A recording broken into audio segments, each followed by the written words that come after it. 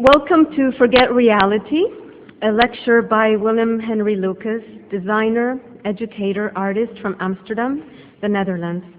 This lecture is the third out of 5 lectures that form the Design Media Arts Winter Series, the Design Lecture Series. In the late 1800s, Swiss linguist Ferdinand de Saussure wrote, "It is possible to conceive of a science which studies the role of signs as part of social life. It would form part of social psychology and hence of general psychology. We shall call it semiology, from the Greek semion, sign.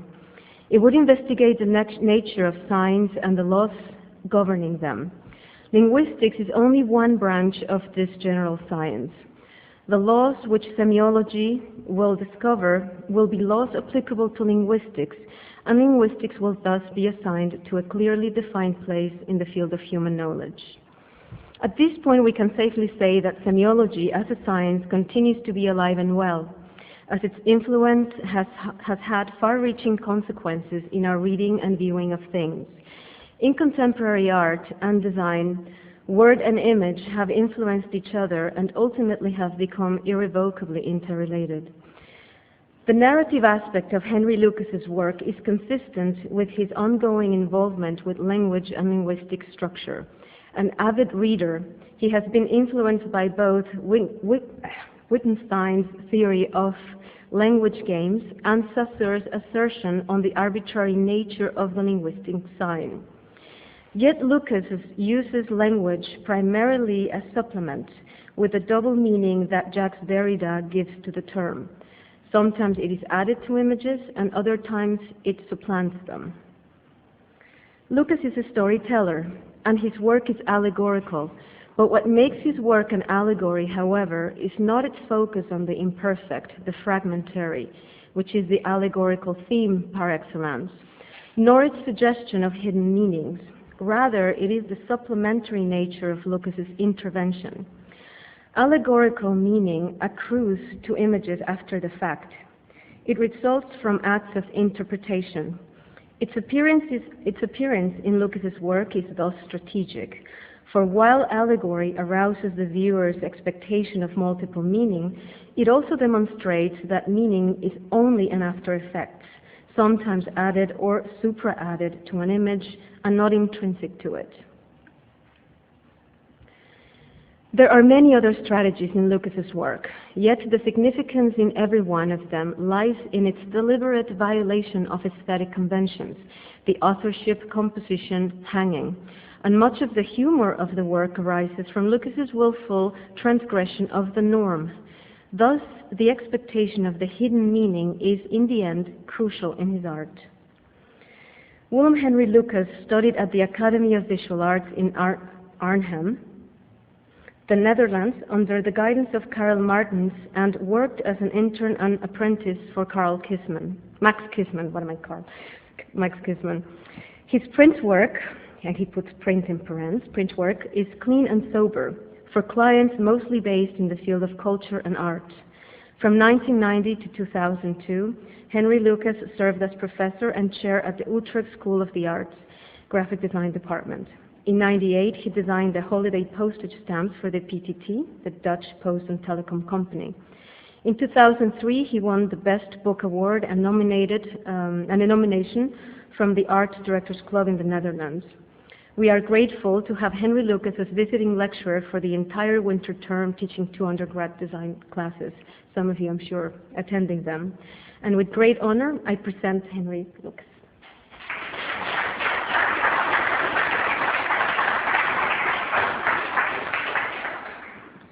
Thank you, Rebecca, for your wonderful words. I would take the opportunity to thank Victoria and Christian and Rebecca for inviting me here. So far it's been great. I haven't been teaching for 2 years. I taught 12 years back to back. And I actually stopped teaching because I really missed my own practice and my own work.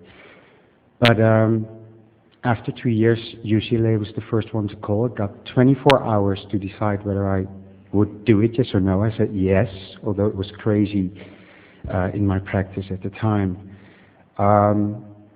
So I packed and left, and so far it's been great, and I'm really, I don't regret saying yes to the question. The only problem was that I thought that I packed right, and I didn't, because all my slides ended up being still in Amsterdam, and I told Rebecca that I'd do a lecture. So the last 2 weeks I've been scanning things out of my portfolio, and I'm going to do a presentation, an iView presentation, which I've never done before, but I'll just have to wing it a bit.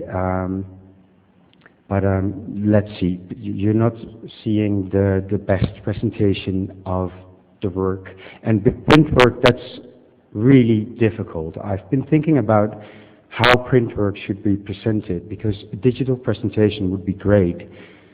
But then with my love for really small type, it's really difficult to get it all legible. So we'll have difficulties there. If you can't read it, I can browse something and see. I can read it for you.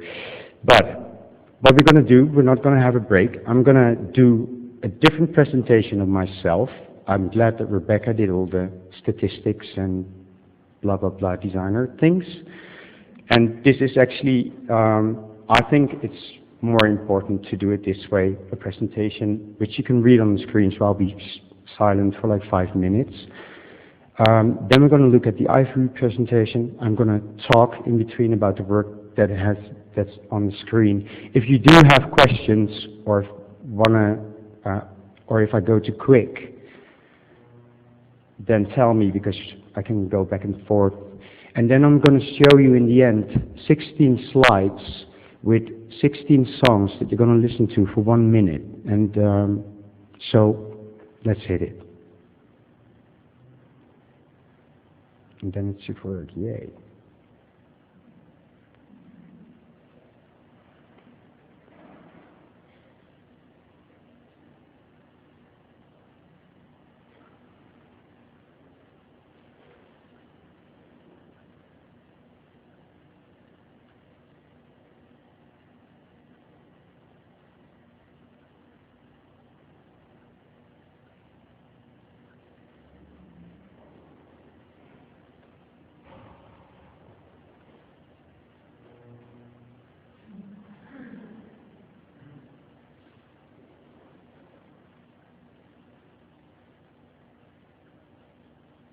I'll get back to that one. And to that one.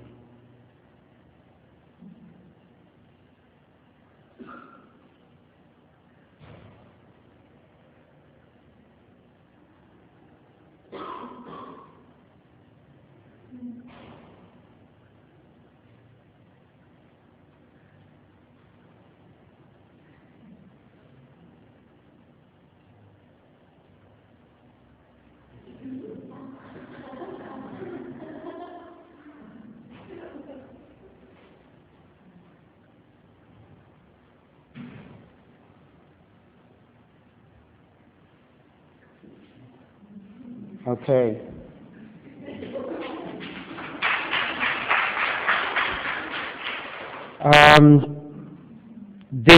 I did this because I find it really important to know the person behind the designer, and that's basically what I told all my students, and I probably have told them, the ones that I teach right now, that design is something we can learn at some point. Our sense of aesthetics we can learn, our sense of balancing things, nice colors, all that you can learn. The only thing that will make you different from any other designer is who you are and what you think. So the personal approach to everything is basically the keystone to my work, I guess. Another way to learn who someone is basically, or for a designer, is where he works. So when I left my studio, I took my digital camera and made a book photographing the walls. So it's called Work in Space. This is the cover, and I can, in that, through the pages, I can show you work and show you what I've done so far. What you see here is a project called My Life as a Cowboy. And it's basically about trying to visualize my youth. I played a lot of cowboy when I was little, and was really fascinated by guns. Guns. So what you see here is attempts to recreate the wooden guns that I used to make. These are all silhouettes of toy guns, but the gun is such a powerful image. It will always be about violence, and that's what was interesting for me in that work. What I did was basically, since I didn't keep things, buy everything that I had then, bought that again, and made work, and of course the meaning completely changed. On the right page for you, you see themes, and I don't know if it's legible, but I work with themes, which is, I even put my clients in themes. So the first one is the My Life as a Cowboy series, then there's the Perfect Match series, the How-To series, the Wish You Were Here series, the Second Nature series, the Body Language series, the Home series.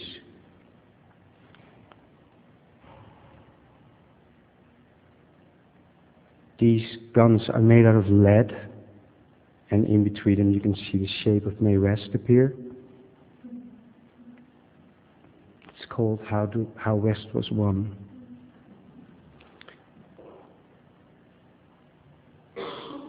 You see images of James Dean pasted on a collage of matchboxes. And I was very interested in the film still and trying to make it move again. And the brand of the matches somehow matches with the photo that I chose of James Dean. So it's called the Perfect Match series.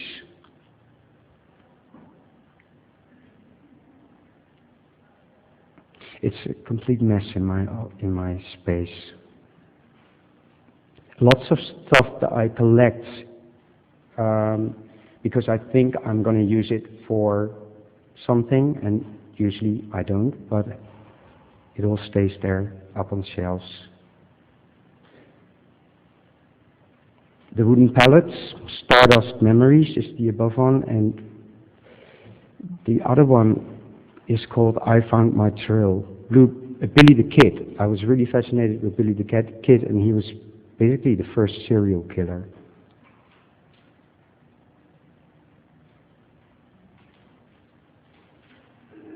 So a lot of things that you see, like this, the shelf with all the highest mountains in the world, books of it. I am very interested in recreating the effect of the feeling that you have when you look at mountains. So this was a sketch for an installation with a sound machine, and there's even something that made it really cold. And the books, they were in full color and in beautiful colors. But you see a lot of those things which are in the Second Nature series. On the right page you see a memorial, war memorial that I worked on, but we'll get to that later. Here you see on the left page where the title of this lecture came from. I was asked for an exhibition with writers and artists to talk about the body. And that was basically all that you got. Do something with the body. What I did was measure all my body parts. So you see 2 hands there. It's actually this size. You see 2 feet, size 8. You see lungs and you see brain and a heart. And at the time I was 30 and wasn't in a very happy times, I think, because I looked for borders. I looked for complete extremes that both had to do with life. So with your right foot you would tackle, and with your left foot you would jump. The lungs said no more sky, no more limits. From if there's no more sky, then there's no more limits. Sort of an environment statement. Your right hand can keep and lose, and your left hand loses things that you really want to keep, like time, people, and places. And your brain, that's where the forget reality part comes from. You either forget reality or you get real. Then with the heart, there's it is no heart, no feelings, no hard feelings. Yeah, it's totally on the right. I'll get to it because I used it for something, so we'll get to that. Then on the left page, my attempt in photography to come up with a really empty gesture. I don't know if you can see it on the screen, but I pressed an empty peanut shell very hard in both of my palms and then photographed it. Because this, of course, is an empty gesture. It's called Peanuts, empty gesture.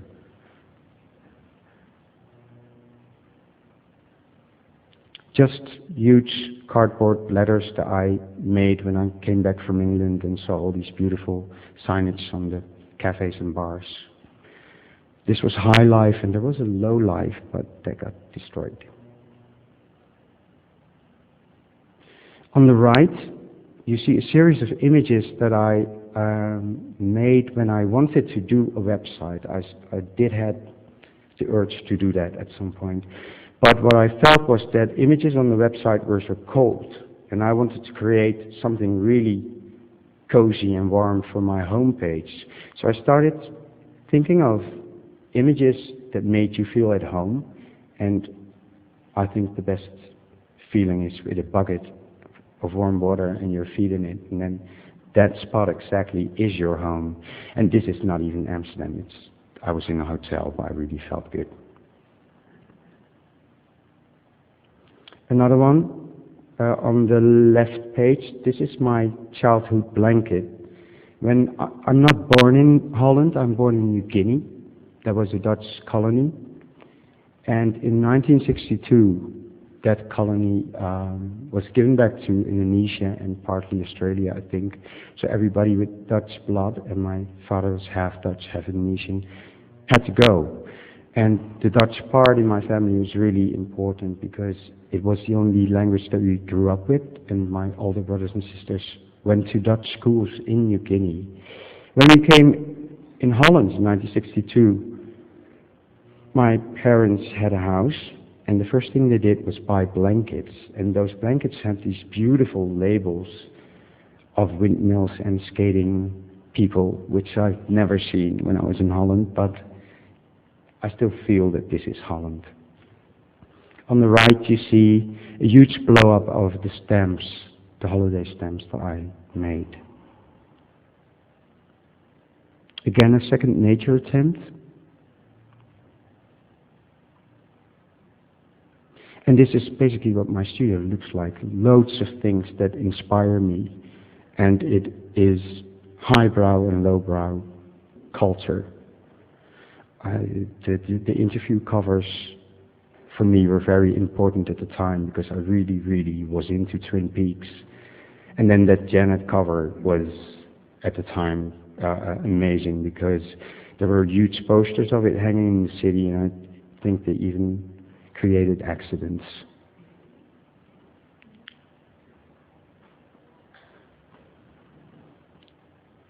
Okay, 1996 was the first time that I was invited to do a lecture in America, and I taught for a while at Carbondale, a university that is a 6-hour drive from Chicago. And I got a lot of time to prepare this lecture, and I wanted to do something with recognition, so I used all sorts of American sayings, and this was the theme, being image and words, having the perfect marriage. So I used something old, something new, something borrowed, something blue.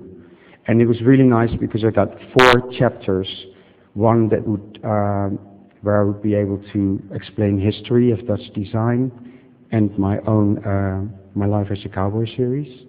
Something new would tell something about evolution and newest work of students.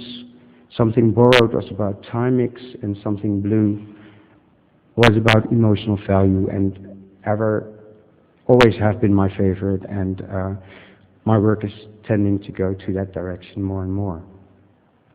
So this was the cover. something ode. And the students got this little book with a lecture.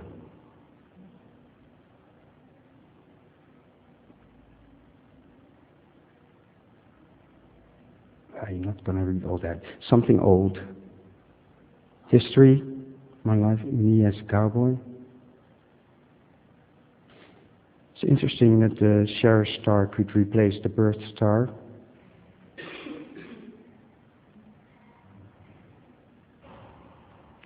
Something new. This is interesting to me. At the time, Claudia Schiffer was discovered. And I think there's this blueprint of what we find beautiful, and that there's this complete time mix all the time. So I'm curious who will be the next Claudia Schiffer. For younger people, leftist Brigitte Bardot. But isn't it amazing? I made 3 T-shirts for a discotheque, which was to be the biggest market, the biggest meat market in Amsterdam. So I let people run around with shirts, anybody, nobody, and somebody, and a label that said, I want, I have, I am. So people could actually choose what the combination of the text might be. And of course, the people with somebody got chased. I have somebody. Something Borrowed is basically about all my collections and my inspirations.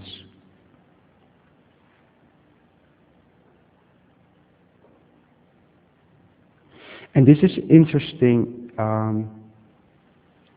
If I listened good to what Rebecca said, this is what I do a lot. I do make use of, I do reuse images and combine them with text so that the meaning of it completely evolves. Why? I don't know. Is Golden Wonder a ship's brand in America too? It used to be a Dutch potato chips brand name.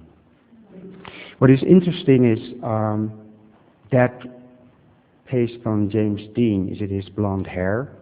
Is it the look in his eyes? I'm curious how this evolves and why is that there? And I wrote an essay on it actually, but I'm not going to read it for you. This is the something blue part. These are sinking ships with the words faith, truth, conscience, and friendship on it. And it was printed on the plates they use for printing. And those are photographic things, so they sort of disappear. So they start out really dark, and then in the end they fade away.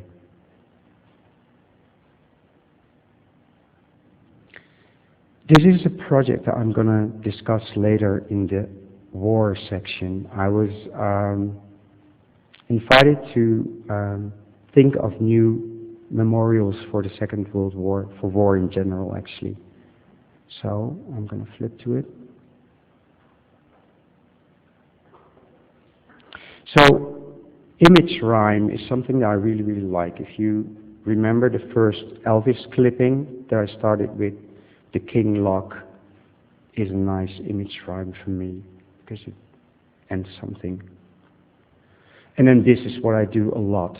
You have the old new borrowed blue, but the something owed when you fold it exists.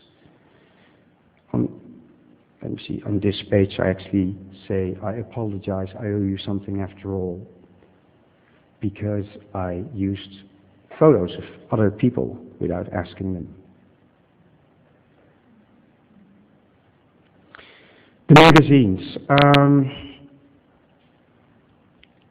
I met Adam Evans at a magazine where I was working as a designer, and he was a gopher, I think.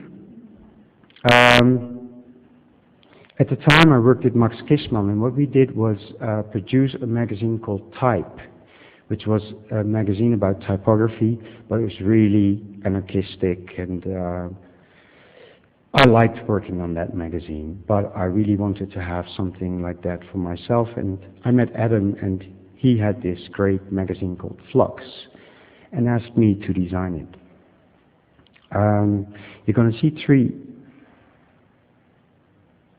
This was our travel issue. At the time that this magazine was made, and you have to understand that we did everything. We wrote it, got new writers, we knew photographers, I designed it, but we also had to pay for it. When it was sold, all the money that came in we used for the next issue, and we got advertising from our grocery shops and our whatever, all the shops that we went to. And Adam actually had to go with a bag to all the shops and asking them if they would want to sell it for us.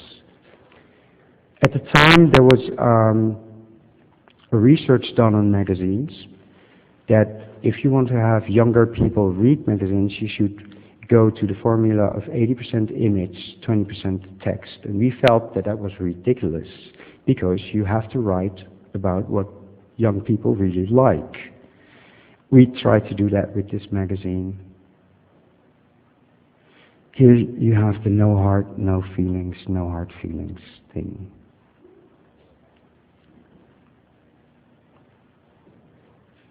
So we use no images and only type to and let people read.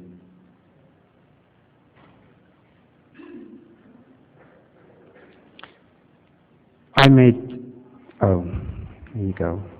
I made this one and that cover, and that was sent to a very famous designer, who then made this design, and you can't see it, but where there's the hand with the pen, he wrote a message, PS to WHL.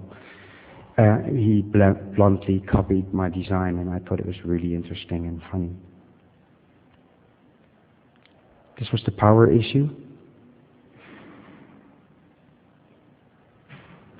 And for that TV magazine that the famous guy was working on, I did this at the same time. Very much interested in building things and making compact type. I don't know if you've ever been in Amsterdam, but there's this famous pop temple called Paradiso. And they existed 25 years and decided to make a white album, which they asked me for. This was the box. The logo is interesting because the building is actually an old church. And looking at the history of this music temple, actually a lot of people died in that building. So I made the combination of trying to come up with a hip logo, but also using the crosses as a reference to history. This was the album inside. On it was sounds of people entering concerts and leaving concerts. That was all. It was just noise. But you actually could see the difference between a punk concert and a classic concert, or you could hear it. For the inside sleeve, I had this great idea to photograph from the outside to the stage and from the stage to the outside, and we rented so many lights and the photos came out totally flat. But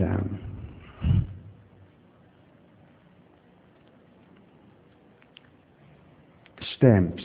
I think the Netherlands had a very good tradition in having designers design their stamps. It's sort of over because of reorganization of what was used to call the PGT. But before that, I was asked to design December stamps, and those are the holiday stamps, so they're cheaper than the normal ones. And the interesting is that they are in a series of 20. My brief was, and this is the most commercial thing I ever did, a 24-year-old housewife in Amsterdam North should like it. Okay, that was very difficult. Then they asked me for illustrations, and they wanted to come up with it. They wanted me to design a storyline, all very different. At the time I was teaching in Denmark, so I was sketching, looking out over a fjord, and I started as an illustrator but stopped basically because I thought it was too girly and not cool enough. I don't know if that's true, but I felt that. And I'm not so much interested in the form because it's all handwriting. I do these sketches like 10 in a minute, like really, really fast. So things like this. But then on this page, there's this drawing and it says Dance Macabre.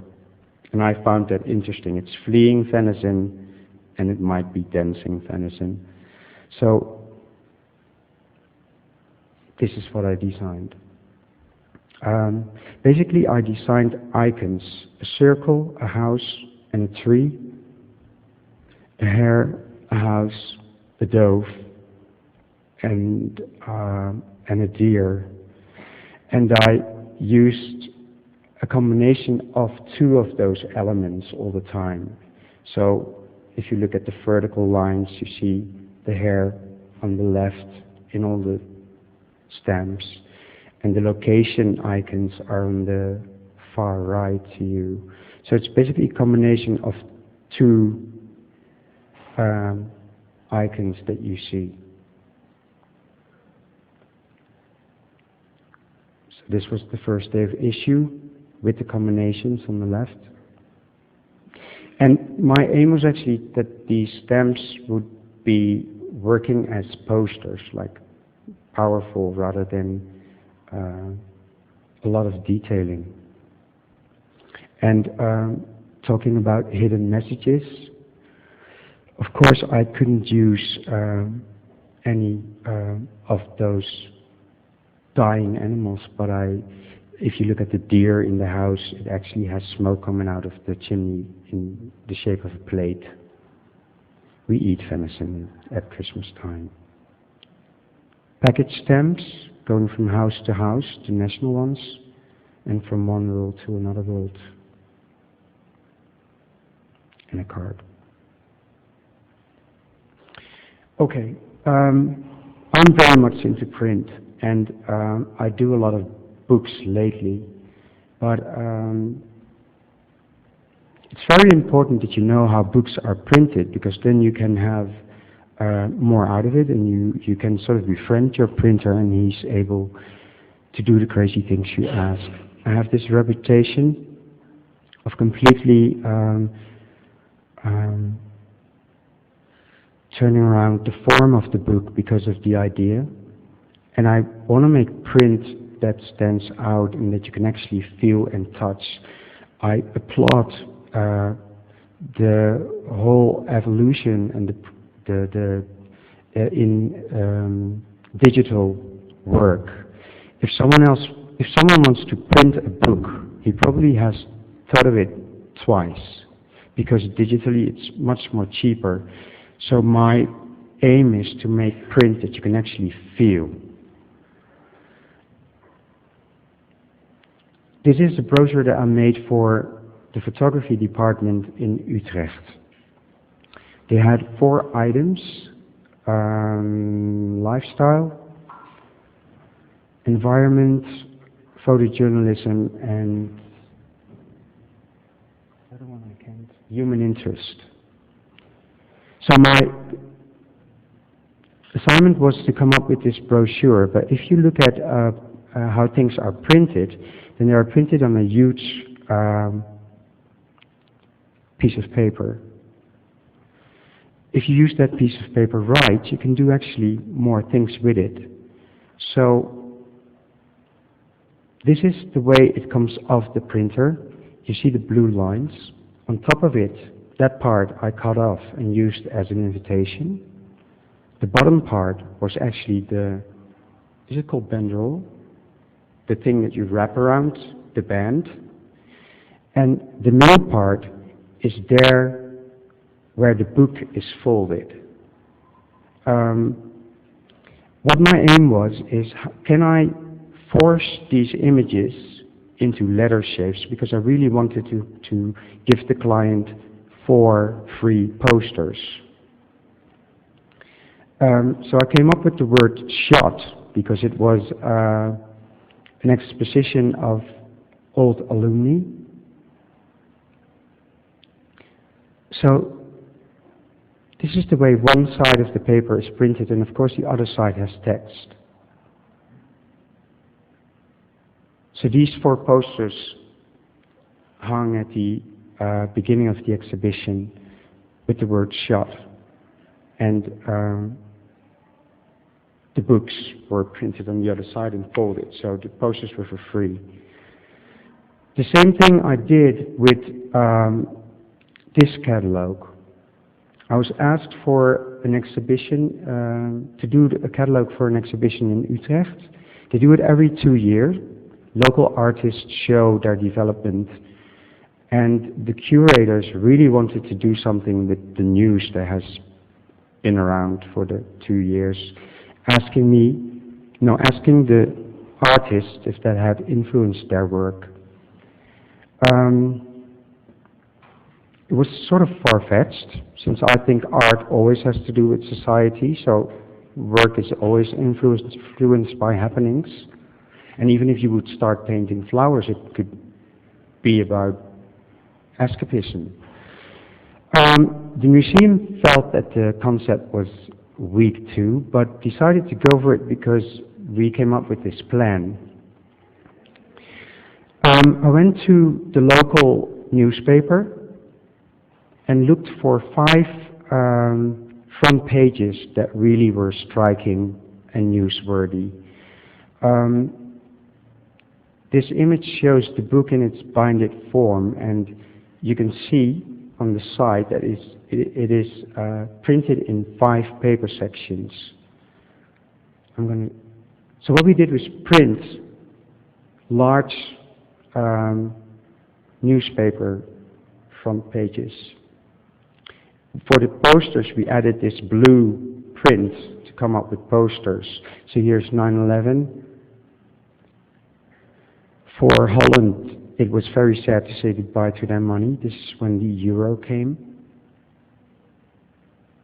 And this was an assault on a politician in Holland, which was really weird that it happened, even if he was right-winged. So, one part of the book is just the newspaper without the blue thing.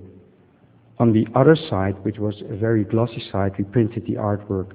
When you fold it, you get fragments of newspaper on matte paper, and then you get the artwork, which was on very glossy paper. We asked all the artists when they had finished their work, so you see dates of finishing. So,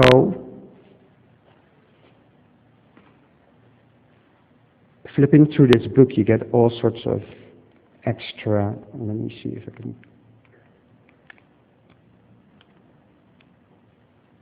Oh, this is what happened. Things turn around. Basically, we wrapped all the art in newspaper. And this was actually the book that I was nominated for and got a Best Book Award for.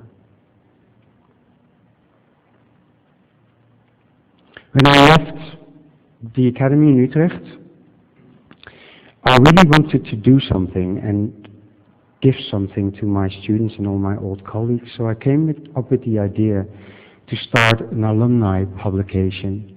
But of course I had no money, so all I could do was come up with a good plan and see if I could find a printer to work for me for free, and that worked. It's called Helder en Duidelijk, and I think the translation would be clear and clear. Okay, the aim was to see if there was a connection to all the students that I had.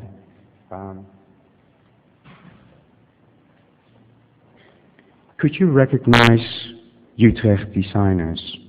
Because I didn't have any money, I had to do something with the full color work and the black and white work. So I came up with this publication that has a cover, which is full color, and then the inside work is black and white.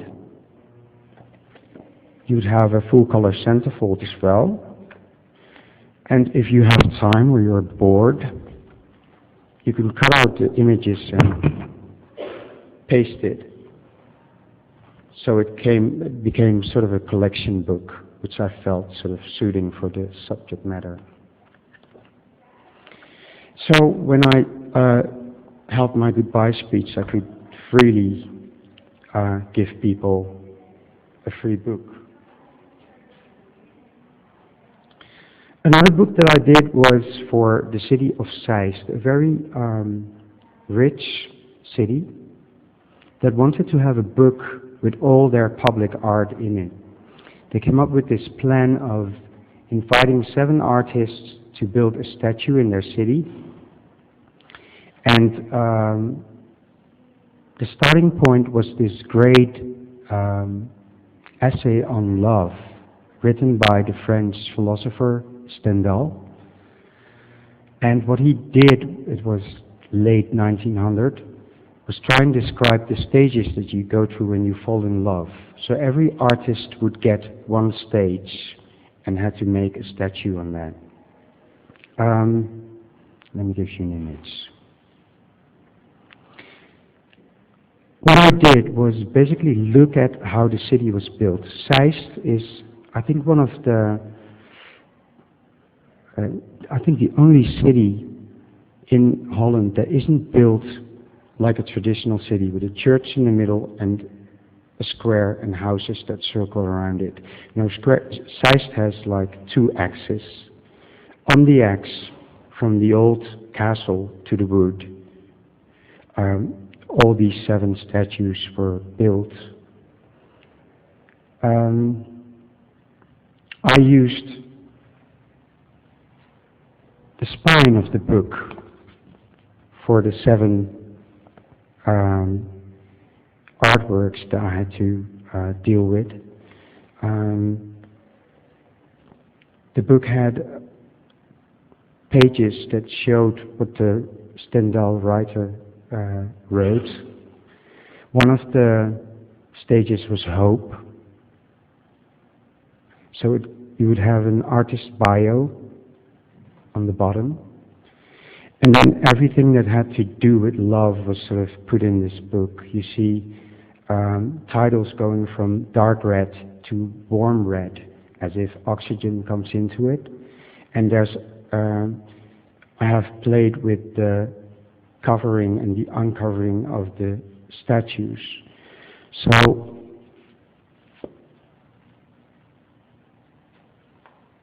all the images are sort of covered. If you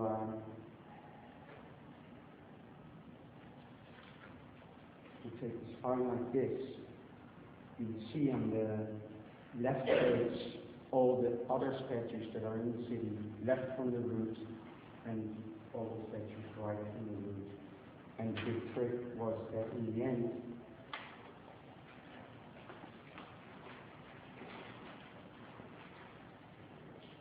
the book itself could be turned into a statue. I asked my photographer to photograph all the images on the same horizon.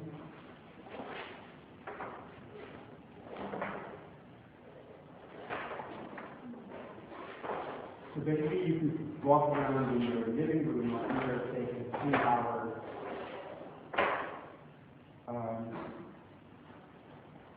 walk around the city.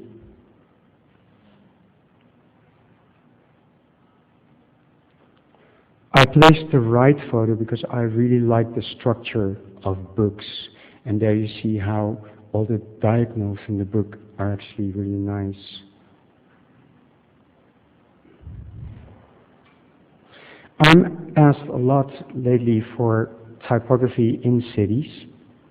Zaandam is a new area near Amsterdam where they build a lot of new housing projects, and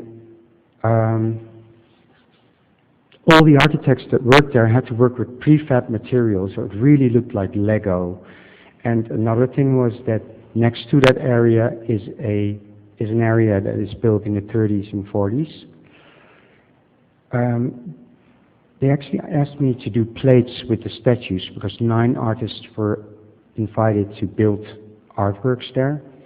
And I said to them, I think I'd better design a typeface for you that is recognizable. So the first thing that I did for them are these plates in stainless steel. And on the left you see a report on how this type could be used in tiles, spatial 3D, and in all sorts of ways. So this is a project that will continue for the next six years, I think.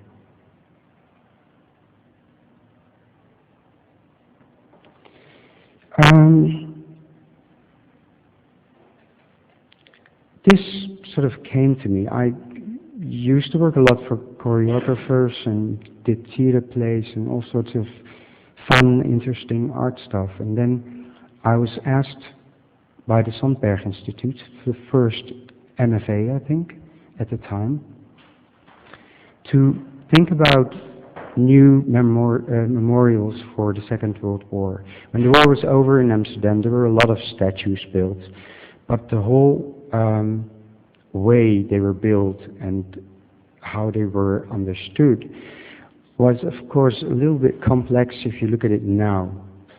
Younger kids don't actually know what to do with statues like that. So they invited 12 young artists to come up with new memorials that would talk about war and that would deal with that subject matter. That was really nice to do. It was really hard also because at the time the war in Kosovo had started. And if you're asked as a designer to work on a subject matter that is so big and you have to be really responsible, then there's a lot of doubt that comes to mind. So like every week one of the artists said, oh, I think I'm going to quit because I find it so hard, and what can I say about the subject matter? But we all survived it, and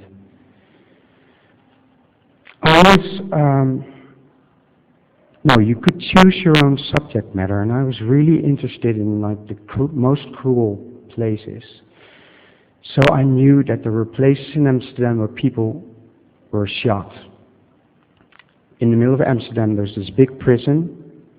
If you would steal a bread, if you would print some illegal press thing, if you would have killed a German, doesn't matter, you would be all put in that prison.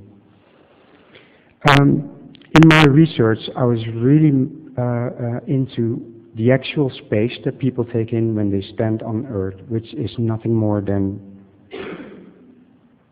a circle around your 2 feet, sort of a Scotty beam me up kind of thing. So I did a lot of research. There's this archive in Amsterdam that made a lot of notes of who were in that prison and who got taken out. I wanted to put round white tiles in that area with the reason why they were killed. It's a quite naive idea actually, because that was not mentioned, or it was so ridiculous that you thought, I cannot put on that tile that someone was killed because he stole a bread. And of course it was not complete, but I had this night before I had to do a presentation. I did go with a photographer to photograph the places, and I didn't know what to do. I needed to present my idea, and then I took an iron pipe and a hammer, and I worked out a grid on I found 6 spots. And hammering the holes in those images, and while doing that, all the rest material really was nice because they were all unique. And by replacing them in a negative spot, I sort of gave, first of all, I did it was like doing the assassination with the hammer, and then giving them back some sort of identity. And I came up with these 6 posters which have dates out of the war. Those are the dates when those people were shot. Basically, it works like this. 3 people from the resistance robbed the train, 3 Germans got killed. Random people were taken out of the prison, taken to that spot. An audience was collected. They looked at it and they were shot. That's how it worked. And the last spot is where they took a lot of people, actually. Very cruel. And this was the only way that I could visualize it. Almost serene. A date like 1940, 1945 will immediately, for Dutch people, be recognizable as such. So these billboards were supposed to hang at May 5th, which is the Memorial Day, in front of where the prison used to be. That building doesn't exist anymore. This was presented in a museum, and then the city of Amsterdam asked me to design, this is even a better view, a memorial with the same research for 43 Jewish children that were taken out of the school banks and never got back. 7 of them did. Again, you see the dots like white holes in the sky. People were named. The camps where they died were mentioned. And what I did for images, because this is a school ground, a very classical one with a beautiful tree in the middle, and children would play there. And I wanted to make something that was not really harsh, and you couldn't have like depressive kids every day because they looked at it. So, of course, I wanted to do something which also looked like playing. During the war, there was a group of photographers that secretly took photos. And I zoomed in on all the children's feet that I could find on those photos, sort of looking at if it's a girl or a boy, and used those feet that run around every direction for that school ground. It does not bother you that everybody would assume that these are the feet of little young? Not really, because the whole thing was working with this project. Everything was so anonymous. There was nobody that you could pinpoint. I was glad that I got all the names. So no, my question is no, because in the end I came up with feet that were out of that period, that were from children. And for me that was enough. And the total of it at least had this feeling of running children's feet, which I felt a nice image to work with for this thing. Yeah, it's more symbolic, the use of a symbolic, iconic thing rather than the actual thing. One of the biggest problems during that assignment was that 7 children were returned, and one of them was the organizer. And he really wanted to have a memorial for the Second World War, while I wanted to do something with children in war situations. As I told you, the war in Kosovo was going on. There was a lot of child support from the Netherlands then. But then at some point he said, okay, if you're not going to use the color yellow, then I really want the Jewish star in it. So I was thinking how I could get that. And as you could see in the total, I'm going to switch back a bit. You see white squares with blue dots. Those are actually landing spots these kids came back.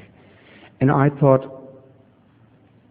if you connect the black dots, you get the Jewish star with a center point. Do you see that? So it's sort of hidden, but it's there. And for me, this was the only way to deal with that problem. Okay, then the next subject is as heavy as words love.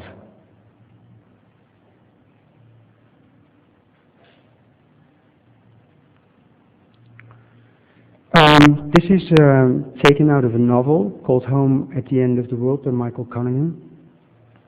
And what is interesting about song titles is that it is a combination of 3 or 4 words that work so strongly that we recognize them, or that we have put them in our hard disk. And titles are great, song titles. I'll get back to that later. This is a series of things that I made. Werkdoek is a really classical Dutch dishcloth, and the Dutch word for werk is work. So this is how to build a house, how to see the light, how to protect yourself, and how to keep the pressure. And then I found the English equivalent of this cloth, and luckily I bought 2, and I cross-stitched on it. Another project which isn't even finished is the Boys Don't Cry project that I'm working on. It's basically it's about how music in a way is like the most free discipline of arts. Singer-songwriters are never asked why things are so personal. No, we actually want them to be personal. And I made this as a comment on the book that I'm going to show in slides. But it's a collection of 10 times 10, because I found this really great quote in a song called 100 Tears. And basically they claim if you cry 100 tears, then you find happiness. So I must be at 90 right now. But this is the cover.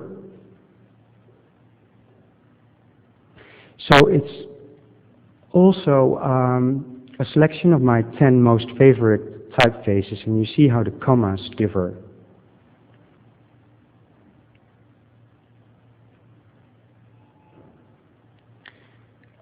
What I find interesting about the computer is thinking like the computer. I had this number 100, that I found important. So if you look at the right page, the percentages of cyan, yellow, and magenta and black, you can actually make a mathematic formula for that. So you come up with a series of colors that you cannot they're not chosen by aesthetics, but they're chosen because I wanted to make this formula that the amount of those 4 inks would always be 100. There's one exception, and that's the PMS form red that I really, really love. But the 9 others are built that way. Then you have on the left screen the 10 typefaces, and you see that if you actually measure the X height of your typefaces, that the point size differ enormously. I don't know why that is actually. We see it here. Okay, and then our songwriters being portrayed as the crying gypsy boy, with the commas actually as a teardrop and a text balloon. And on the left you see the text of the song, and taken out of that is a pathetic quote which I think men are never say. Life is a game and true love is a trophy. I just turned around the letter to make it some sort of blur as a comment on.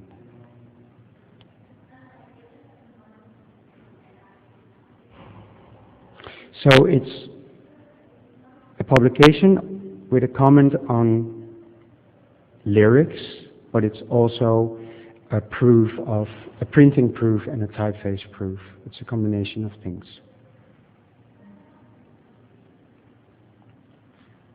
And then 10 quotes that I could find about music. I just have like 3 or 4 or 5, I haven't looked for it. These are beautiful quotes from Nick Hornby.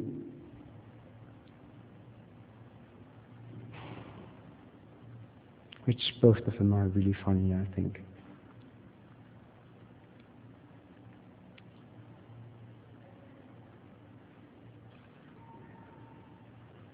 And then this one. I'm going to turn on some music now, which we're going to listen to. Love is a many. About Select song this titles. big love. Lift us up where we belong. All you need is love. Please don't start that again. All you need is love. A girl has got to eat. All you need is love. She'll end up on the street. All you need is love. Love is just a game. I was made for loving you, baby. You were made for loving me. The only way of loving me, baby, is to pay a lovely fee. Just one night, just one night. There's no way, 'cause you can't pay. In the name of love, one night. In the name of love. You crazy fool, I won't give in to you. Don't leave me this way. I can't survive. Okay, we're going to switch to slides now. Oh, baby, don't leave me this way. You think that people Twice. will have enough? I look around me and I see it isn't so. Some people don't want. Thank you.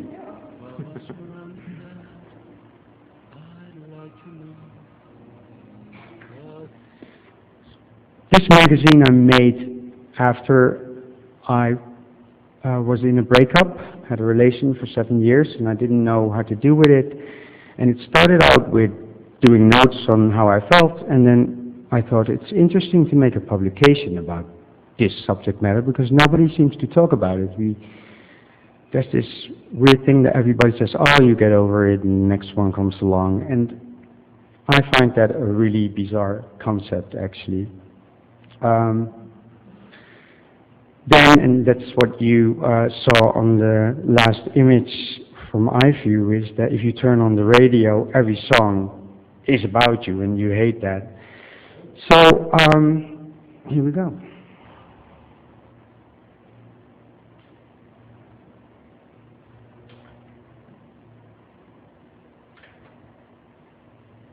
Here I go. Yeah.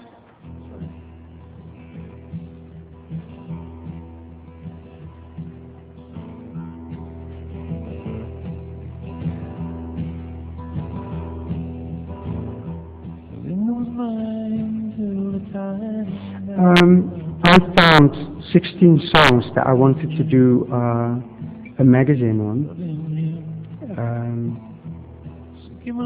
So I tried in infographics to capture how I felt about the whole thing. And this is Solitary Man by Chris Isaac. Don't know if I will, but until I can find it, girl will stay and won't play games behind me. I know what I am, solitary man, solitary man. I had it to give.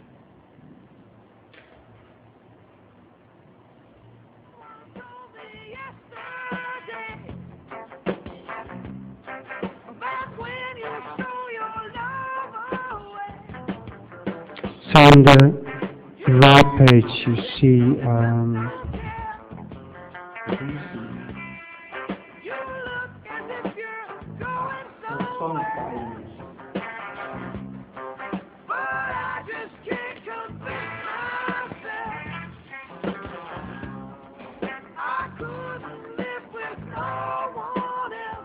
and the magazine of course starts with a dedication.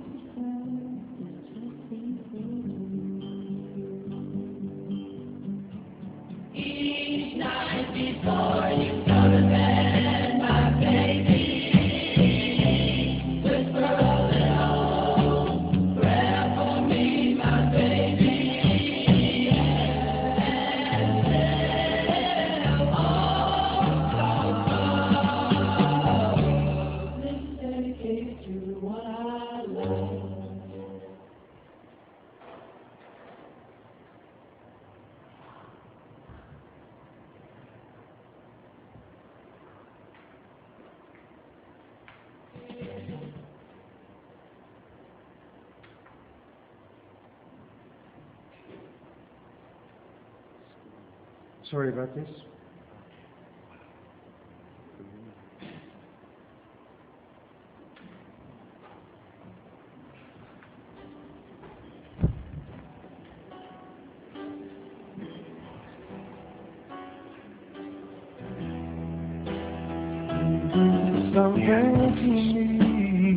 Okay, on the right page, song by Paul Weller, You Do Something to Me.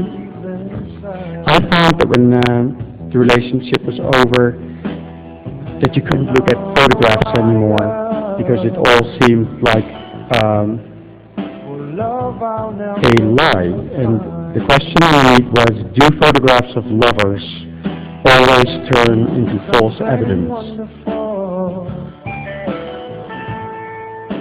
It all away.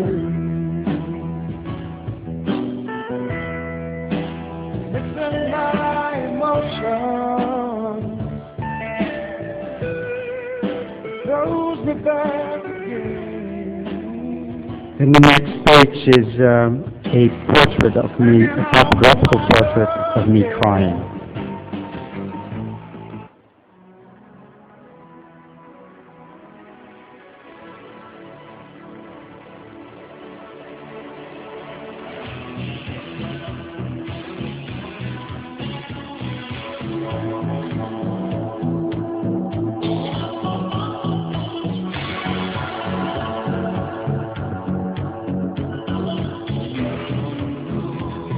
It says self-portrait in true blue.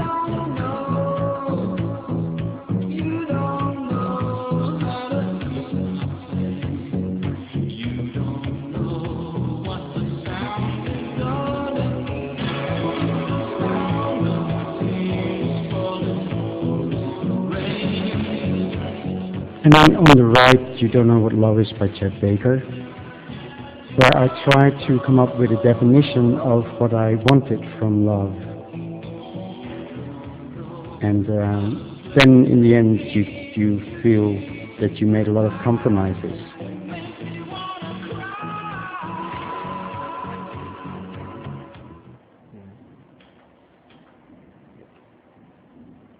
And the question is it even remotely possible to define this thing called love? Ooh, next song.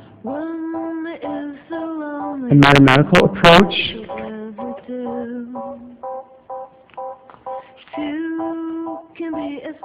One, option A is one. That's the one you all want to believe in. The question is, of course, can you find all you want from love in one person? Option B, 1 and 1 is 2. Can two separate lives fit into one relationship?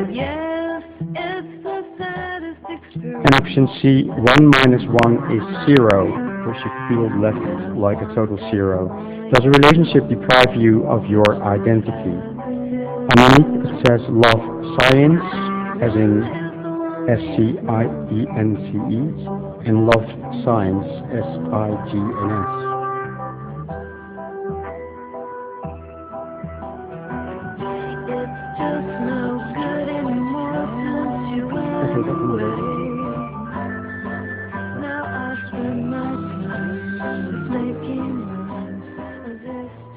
And a very cheesy song by Thelma Houston, of course, Don't Leave Me This Way. Oh, done? I'm just minced. Does a relationship and or its commitment put you in danger? The X, it, of course, stands for exit, cross it, or even kiss it. Yeah, 11. Then this beautiful Paul Simon song.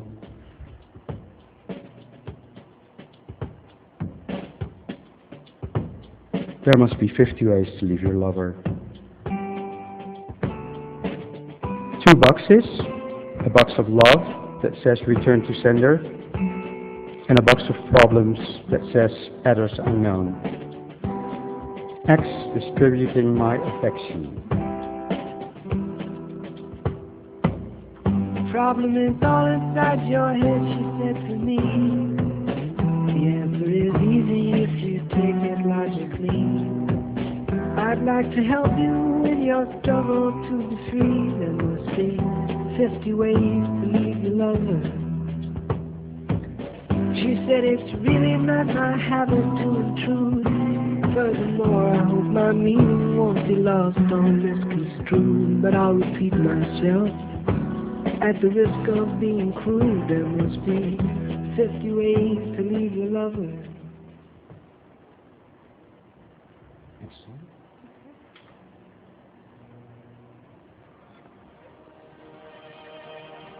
This is an infographic on the happy thing, the before thing, with your feet on the ground and with your head in cloud 9. These rooms play tricks upon you. Remember when they were always filled with laughter?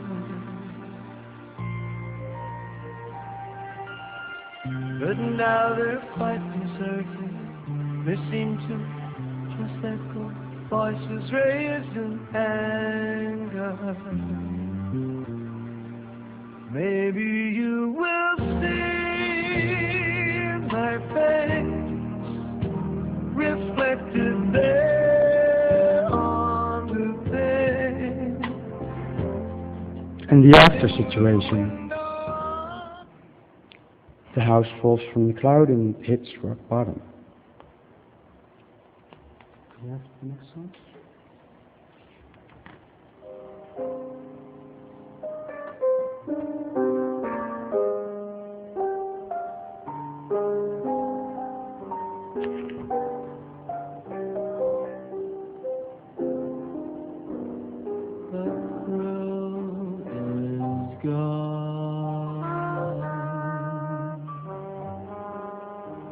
The thrill is gone.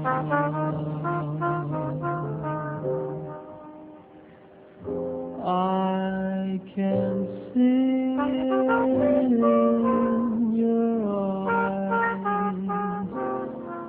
I can hear it in your sigh. Actually, you can turn down the Chet Baker song, but we're doing it. No, it's okay. The next song, please. It's a thin line between love and hate by Chrissy Hynde and the Pretenders.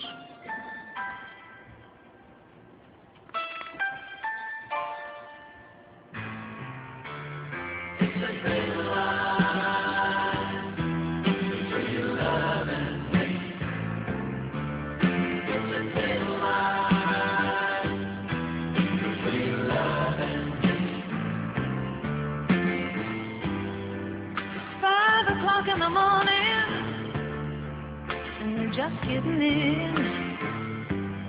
I knock on the door, and a voice sweet and low says, "Who is it?" She opens up the door, and I let you in. Never once asked where I am.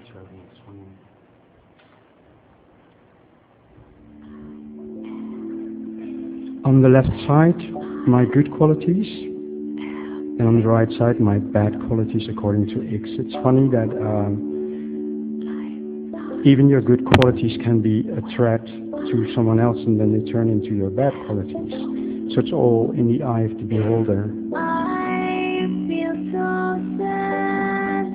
What I did wasn't right. I feel so bad. And I must say to you, sorry. Nobody's perfect. And then a very cheesy one. Don't make my brown eyes blue, but it's the best title ever. Something like that? This is the worst stage by all means. I am my own enemy.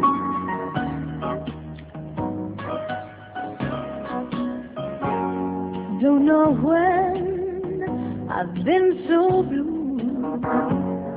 Don't know what come over you. You found someone, and don't it make my brown eyes blue? I'll be back. In the still of the night, on this page, love topography, the bedroom, I designed a security blanket with the word save love, which I think would be a commercial hit. Then there's, of course, Pillow Talk on the right above, and then my space in X bed. You see how not in the middle it is. Another song?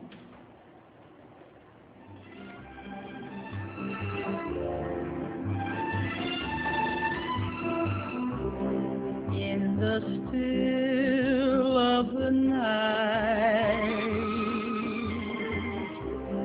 as I gaze from my window at the moon in its flight, my thoughts go straight to you. Then a communication graphic. Hello, darkness, my old friend. Me talking, input, no output. X dealing with trouble in silence. Nested seeds while I was sleeping, and the vision that was planted in my brain still remains within the sounds of silence. Then on the right page, a pop quiz. Something that is based on magazines and tests that you can do. So the questions are, do you love me? Yes, 3 points. Do you want a sexual relationship with me? No, 0 points. Do you find me unattractive then? No, 3 points. Do you want to break up? I don't know, 1 point. Do you want to continue the relationship? I don't know, 1 point. Do you know what you want from me? I don't know, 0 points. I read. Correct answer stated here. Changed during the breakup to yes, I think it's better. No, I think it's better. For whom it was better is not stated. Maximum score, 18 credits. Your first score, 8. Your end score, 6. You failed. Result, consider your relationship to be 33% positive, 67% negative.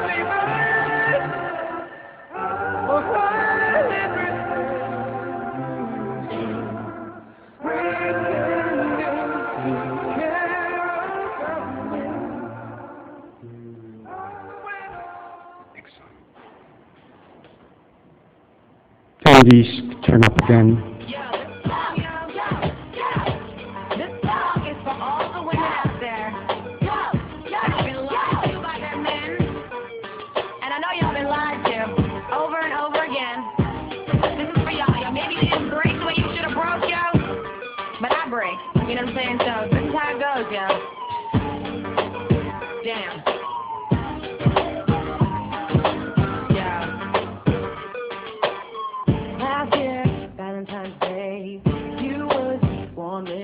Basically, the left page is about the dream that we all have, that if you find someone you love, that everything's fine then, but actually the hard work starts then, I find.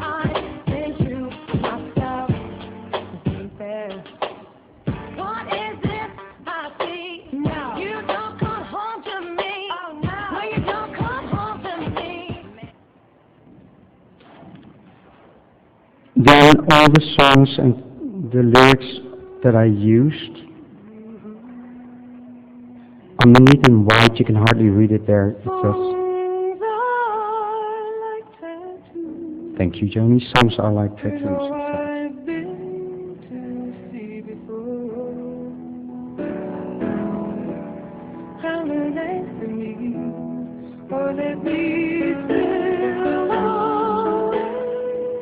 And then in the end, it all gets better with this.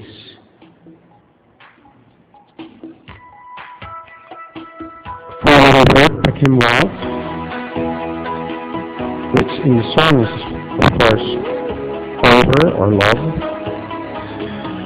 If you tear off the L out of lover, you have over, and there where the scissors are, it says cut the crap.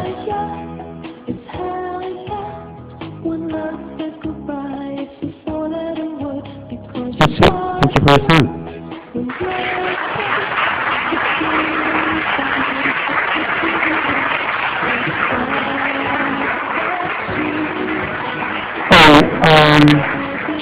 One remark.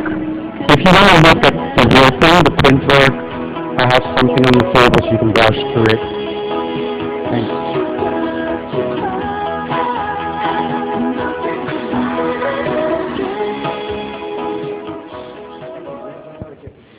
Any questions, you guys? Anything that you guys want to ask? Yes, sure. Questions? Well, I have a question.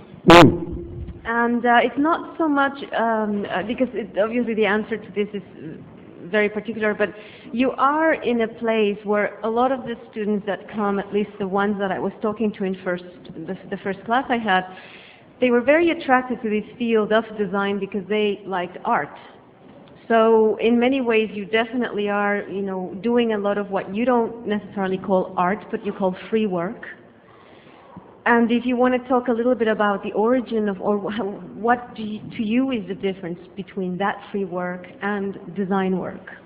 The thing is that I've always, when I finished the art academy, I was 22. That's basically the age when someone starts art academy. And I started working on magazines, and always I have put 30% of my income, which wasn't much at all, onto an account where I would pay for work that I would do myself. And my free work is graphic design. It is graphic design. It is about communication. But what I find important is that I buy my own voice. No, it's not true. I do want clients, but I don't always want clients. I want to deal with the medium to actually have this one-on-one conversation with audience, whoever that might be. If like one person in this whole room would like that visual essay on love because he recognized it or has something with it, then my task is fulfilled. And I truly believe in talking about subject matters like that. I like the way society hides things, and I like the way I love about it, and I'm not doing it. That's basically what I'm saying. I'd like to discuss. I find strength in weakness of human beings. So what you could say is that also because I pointed out that I work in teams, I don't think the client is my starting point. I think I am. And I'm not saying that out of self-centeredness, or it's just that that's the way how I communicate with people. And if you want to hire me to be your voice, you get the whole package. And that's basically also difficult. I've been, as you pointed out on the poster, works for clients in the fields of culture and arts. There's another thing that's really difficult for clients, for me, when they address me, is that I have an opinion. And so, in the past, I said no to a lot of clients because I couldn't relate to their story. And they should look for other designers, because if you find a designer that is completely into your story, you'll have the right one. Yeah, and I think that points out at the so many different books and conferences about design as editor, to be able to, in a way, imbue your own message, to be the generator of message. So it seems that your work definitely so much about that, and at the same time that you're able to have clients, but that you come with it. Yeah. And that Yeah, is you, definitely an you area. just don't need to. You don't. If you want a red Porsche at 30, don't do it my way. Sounds silly, but I'm actually curious. Are you quick or slow in what you're doing? The process. Let's say most of the time. If you could elaborate a little bit on your work speed. I know it can't be always the same.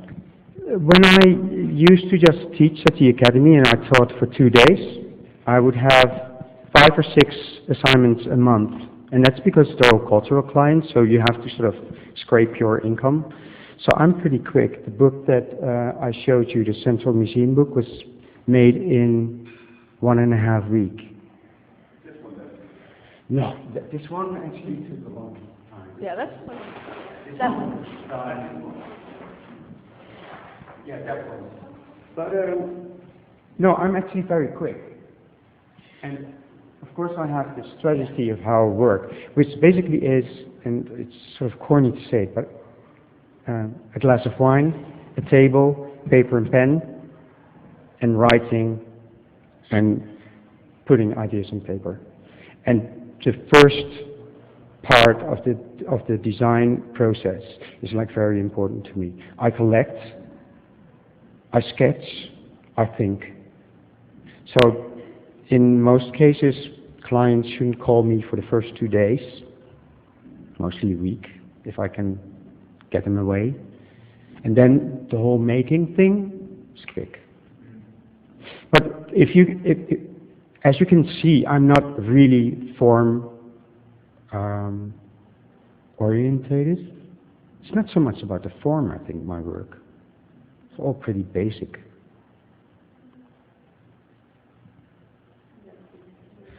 But why did you ask it? Do you think it looks quick?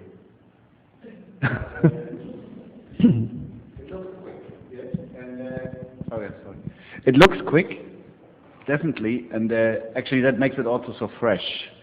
And I wanted to know, let's say, if it is also realized quick. It was just curiosity, Okay, actually. that's okay. Yeah. It's interesting because, of course, somebody that has witnessed that, as Henri, I remember, brought him from Amsterdam to work in a project at Ogilvy. It was interesting how at the same time that he was doing his project, he was already creating little books like these, little books there. So it's the fast quality of doing the work, but it's also his very resourceful and amazingly unstoppable mind of being able to know different ways how to express something outside of the expected.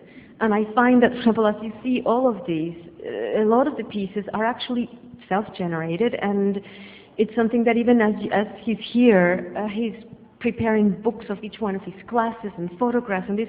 So it is a mind of generating. Yeah, you can talk about that. Well, no, I can't. I have another question for you, actually, because I know your work very well. There's a key piece missing. I think you should show it. It's in flux number 4. Oh yeah. Poster, and I think it's the back. The abuse of media. No, it's where you have a play on intimacy and intimidation, because I think that's what your work does a lot for people, that it's intimate, but at the same time it's very confrontational. Do you mean this part, yeah? And then turn the page, I think. All right. Well, it's actually one thing. It's in Dutch, but it's really weird. I found out that the words intimate and intimidation in Dutch all start with intimi, which is like your closest friends. That's weird. That's basically, you are intimidated by people that you really are close to. Who cares what some stranger on the street says? And you are intimate with your closest friends. But it's this real strange contradiction. And there's, on the back side, in Dutch there are words for relaxing and escaping that are almost similar to each other. Ontspanning and ontsnapping. Also a really weird thing. But I'm into that. I can look in words that are connected, the get real, forget reality thing. I find that amazing. I almost think it's done on purpose. That some great language inventor put this hidden language in us for us to read and find if we look to text on another level. And I like playing with words. But I'm sort of embarrassed by that piece because that was my first love-hate letter that I printed. I do abuse media now and then. Any more questions? Okay, well, thank you so much, Henri. Okay. Thank you guys for coming.